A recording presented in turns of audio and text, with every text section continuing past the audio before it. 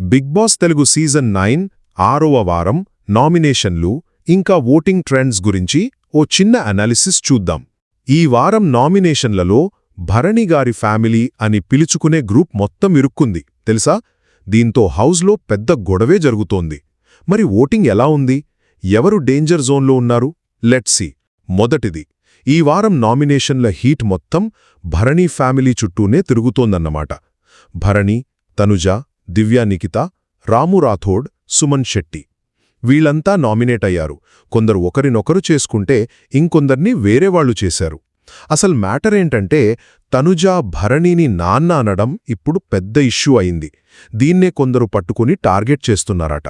ఇక మిగతా నామినేషన్స్ చూస్తే ఆయేషా తనుజని, రీతు చౌదరి భరణిని, అలాగే దివ్యా నిఖిత సరిగ్గా ఉండట్లేదని, రాము రాథోడ్ సంచాలకుగా ఫెయిల్ అయ్యాడని, సుమన్ శెట్టితో కమ్యూనికేషన్ గ్యాప్ ఉందని తనుజ నామినేట్ చేసింది.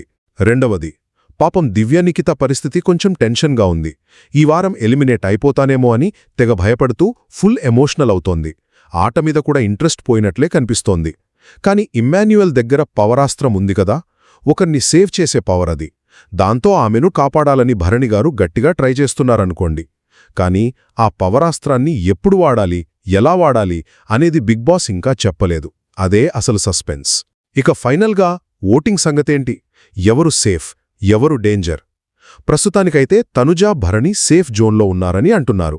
సుమన్ శెట్టి, రాము రాథోడ్ కొంచెం డేంజర్లోనే ఉన్నారు. కానీ ఓటింగ్ లెక్కల ప్రకారం చూస్తే దాదాపు 95% ఛాన్సట దివ్యా నిఖితనే ఎలిమినేట్ అయ్యేలా ఉందట. బహుశా ఆ ఎమోషనల్ అవ్వడం, కంటెంట్ తగ్గడమే కారణమేమో. కానీ ఒకవేళ ఆ పవరాస్త్రంతో ఆమె సేవ్ అయితే అప్పుడు సుమన్ శెట్టికి డేంజర్ బెల్స్ మోగినట్టే. సో చూశారుగా, ఈ వారం భరణి ఫ్యామిలీకి నామినేషన్ల రూపంలో పెద్ద పరీక్ష ఎదురైంది. మరి దివ్యా నిఖిత సేవ్ అవుతుందా లేదా అన్నది ఆ పవరాస్త్రం మీదే ఆధారపడి ఉంది.